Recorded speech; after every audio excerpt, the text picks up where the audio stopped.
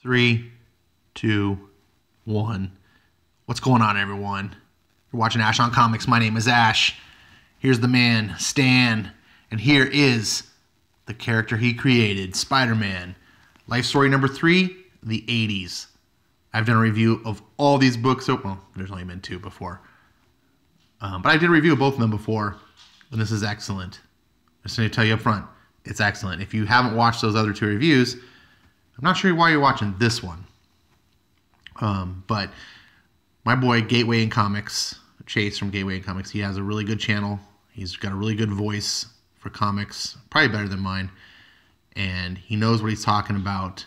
And he did a review of the first one, which I highly recommend. I mean, I'd love to plug my own review. Watch mine, please. But his is even better. He compelled me to try this book. And I am a big anti-Marvel guy. As you may well know if you follow this channel at all. Not because I have a desire to be anti-Marvel, but because Marvel has burned me time and time and time again. I love Marvel. I love Spider-Man. I love Marvel characters. I want Marvel to be great. I want them to be the best comic company.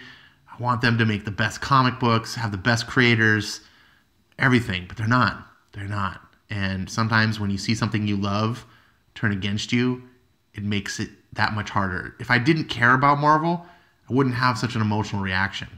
But I do care about Marvel. And when they abuse me, when they smack me around, it hurts worse than some stranger on the street. So this is by Chip Zdarsky and Mark Bagley. And spoiler alert, this book is the best so far. And that is saying something considering how good the first 2 issues have been. Here are the credits, in case anyone cares. Chapter 3, Our Secret Wars. We start off with Mary Jane in the hospital about to give birth. And we see Aunt May walking in. She's having some signs of memory loss and things as her old age. She says things like Gwen. So there's little hints of that.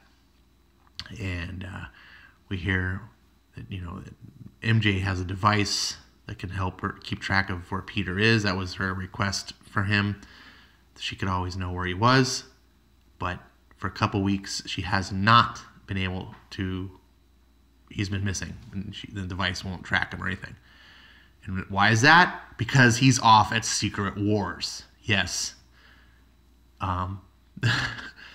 This was pretty much a crappy miniseries. This was an excuse to sell toys. There's really not any reason to read this. It's nothing spectacular, but one of the greatest moments in Marveldom, in the history of Marvel, was in I believe it was Secret Wars number 6. The moment itself was very innocuous, but it's when Peter Parker gets the black suit. Now here, Peter Parker is probably in his 40s. He's having a conversation with Reed Richards. They've kind of made amends. Richards just says he's proud of him and what he's done with Parker Industries and all this stuff. And then some of the Avengers show up and they have some banter. Peter's making notes about how he has to make his own suit still and all this stuff. And they go, oh, no, there's this machine we found that does whatever you want. And so go try it out. So Peter goes, and then we see not quite how it happens in Secret Wars, but obviously, this is a Elseworlds sort of thing. Things happen differently as they play out in real time. And the suit bonds with Peter. Then in quick storytelling, we get some narrative boxes that just say 2 more weeks go as gods fight gods and I witness unimaginable things. But we win. And I'm coming home to Mary Jane. I'm coming home. And this, if you are a Spider-Man fan, let me just tell you, if you grew up reading Spider-Man comics, I don't know what era you did, but especially in the 90s, during this time when the 80s and 90s, if the eras that this book covers, if you were a Spider-Man fan, the nostalgia that Chip Zdarsky is able to bring into the book is astounding. And he doesn't do it in a cheesy way, right? He just references the Secret Wars. If you read the Secret Wars and you remember this history, it all comes flooding back. And just seeing the scene of Spider-Man in the black suit, you remember what it was like being a kid, at least for me, and seeing Spider-Man in that kick-ass black suit and just being like badass. Except, unlike those times when I saw this, I have the full history of knowing what the black suit really is, what's going to happen with it, where the story is going to go, and it's just like, oh. And Zdarsky doesn't, it's not fan service. He's not doing it to just be like, hey, look, remember when black suit was cool? It's relevant to the story. Parker's referencing about how the suit feels like alive, something's going on, and he shows up at home, scares the shit out of her. MJ accidentally, he's like, what? Hey, it's me, I'm Peter, I'm back. And she's like, Peter, oh my God, I thought I'm home. Are the babies, are they, it was hard, complications, but we hit the jackpot. Meet Claire and Benjamin. And Peter stares down, tears coming down his eyes. Our children. Oh my God, Mary Jane.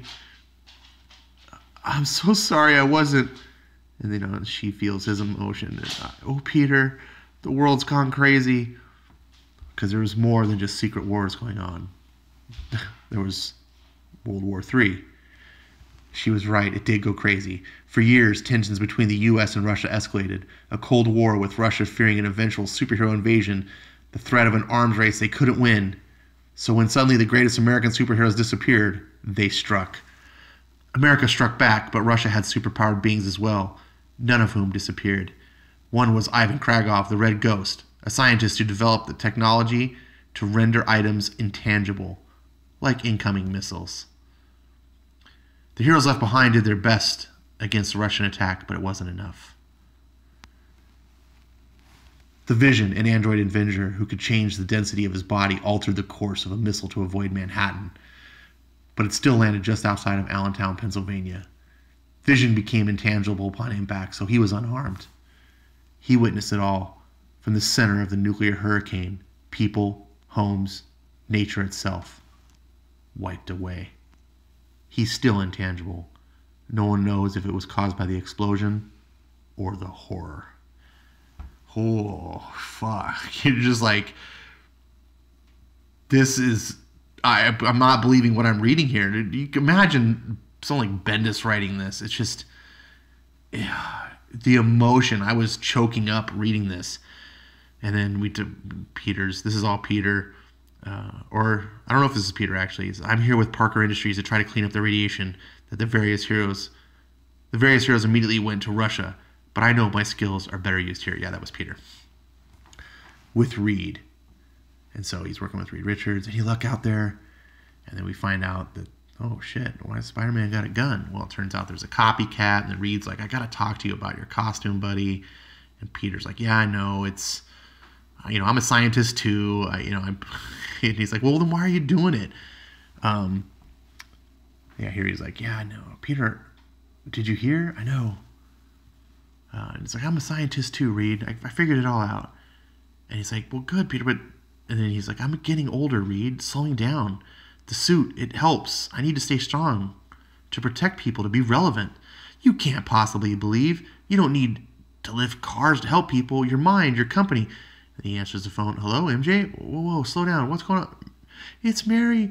She's wandered off with the babies. And then he's like, comes in. Mary Jane. So she's gone senile, but the babies are found, but it's a harrowing moment. And they have to confront, like, putting her in a home maybe. And Peter's now emotionally. He's like, no way, absolutely not. Babies are now crying. They're arguing. She raised me when my parents died. She took care of me when no one else would. And Mary Jane barks back, but didn't take care of her. Spider-Man, Parker Industries, I could tolerate you ignoring me, your wife. I get it. I'm used to feeling like a runner-up in the perfect Ghost of Gwen Stacy. And he, in a discourse below the belt. No, don't do that. You're a father now, and the caretaker used to be here with us. Even with that stupid suit, it's interfering. It's like you're addicted. I don't need it. Puts it in the thing. And so they have a little fight, and he's like, I know what I need. I need air. And he gets out of there. And then he's having some moments to contemplate. I know she's right, blah, blah, blah, blah. And then he runs into the copycat. And he's like, what the? And they get in a fight. And it turns out that this copycat is what's his name? Kang? Kraven. I'm sitting here like thinking I just read the Batman thing. Kraven the Hunter. He's like, what are you? And then Kraven gets the drop on him. I don't know really how his spider senses didn't kick in, but stabs him with a poison knife. And then he's like, Spider, out of countries. Warmth spreading over me. You know, they're at war now. Mother Russia has finally done it. But I have lived here a long time, da. Tussling with you, hunting, I have hunted all the beautiful things. A long time in America, it is my home. And it is bereft of a true hero. You don't have to. I am dying. Cancer. And yet I am still stronger than you. You are weak, Spider, growing weaker. To see this happen, to see you barely exist anymore, it is heartbreaking. He's pointing, looking down the barrel of a gun. You were once beautiful. You were a warrior. So you deserve a warrior's death. Kraven, no, I have kids. Bam! Uh-oh. I was jaw hit the floor getting to this. I'm like, what the bleep is going on? But then we find out that Spider-Man awakes in the darkness. He's inside this. He's alive. He's like, I scream anyway. He's being buried alive. Meanwhile, Mary Jane's having to deal with everything. Peter disappears. It's what he does. I just thought how it would be different. Dear, I think someone's at the door. Stay here, May. Something's, oh my God. Crack, crack, crack, crack. Sounds going on. And then the symbiote breaks out of the containment. The costume, it's really alive. Crash out the window. And desperate to find Peter. Oh God, something's happened. And you can just see the fear in her eyes. And this was also choking me up because if you read the Spider-Man stories in the 90s, the suit story is not just the whole like, oh, it gets the suit was in love with Peter Parker. And the reason why it became an enemy and stuff is out of jealousy. And Eddie Brock, of course, hated Peter Parker and everything. That's why it aligned with Eddie Brock. But it was essentially kind of in love in a weird way with Peter Parker. And so here it comes to rescue him. And even though you know the suit's like not a good thing and it corrupts him and everything, there's still that connection, that touching moment where you're just like, it's going to save him because it loves him. You know, like, man, this is good storytelling. I was excited. And then it goes in the whole, but what comes out is an enraged Peter Parker who was just, just almost killed by Kraven. And the suit magnifies that anger and turns into Venom. Peter Parker as Venom. Meanwhile, Kraven's running around being a copycat Spider-Man. He is saving people from muggers, but of course not doing it in the heroic sense. And then they see them like, oh shit, oh my God. Turn around. Looks behind him. Venom. You stabbed me. You shot me. You buried me. It's over, Kraven. I'm going to kill you. And I'll get it right. Oh, scary. Spider-Man? Look at you. You have become what you needed to be. You're so beautiful. And then that's when Peter Parker snaps out of it. No. Mary Jane, you know what to do. And so one of the parts I think I skipped over was Mary Jane mentions that she has, or he mentioned to Reed that he had given Mary Jane a tool to stop him in case he ever would lost control. So she has it, and he's like, you need to do it. I love you, please. And so she blasts him, and the suit comes off. Oh, MJ, I'm so sorry. And he's lying in the rain crying. But it gets worse. I'm sorry. What does he say? I'm sorry. So he's like, I try. I really do. I try to keep you safe. I try to keep everyone safe, but it always falls apart. I'm trapped in a war of my own making, and it never ends. I don't know what to do. She leaves with the baby, and he's stuck with Aunt May, who's, of course, going through dementia. I don't know what to do. And it's heartbreaking to just, geez, I want to cry for Peter Parker. I did it. He is the hunter now. I am done. Mother, the cancer, is... Look with me one last time. Golden light so beautiful. But I cannot hunt the sun. So he pulls out the gun. He's going to kill himself. But then the symbiote shows up. Darkness. Holy shit. This was an amazing issue. If you can't get any sense of that from me going through it, you need to read it. I mean, I gave you the highlights, but I was getting choked up just going back through it.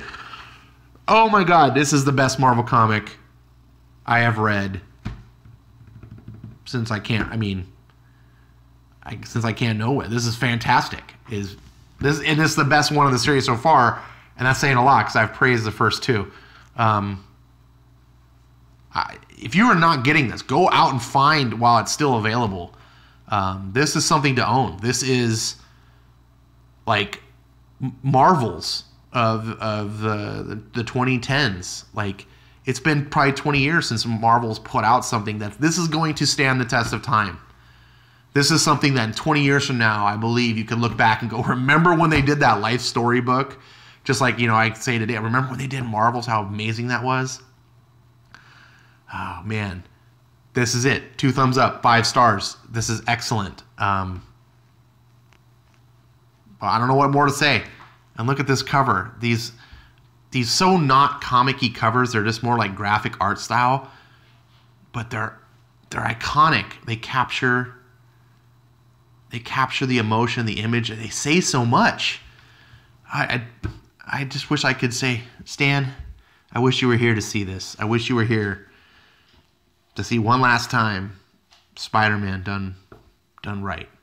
Thanks, buddy. Thanks for giving us this character. Chip Zdarsky, Mark Bagley, thanks for bringing this something that is completely unexpected, and Marvel's not deserving of this, but fans are. So everyone that's watching, thanks so much. I hope you enjoyed it. I hope you're getting this comic and you're enjoying it as much as I am. Until next time.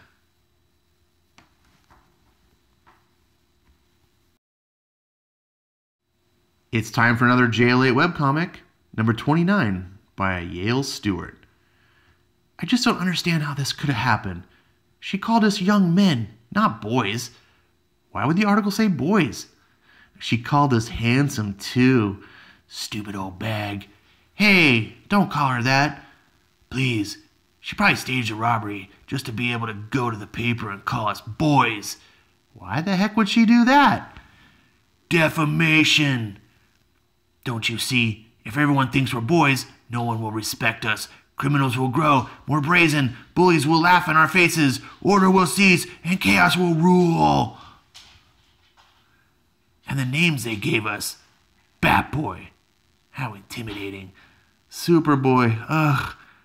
Apparently, I'm the Green Nightlight.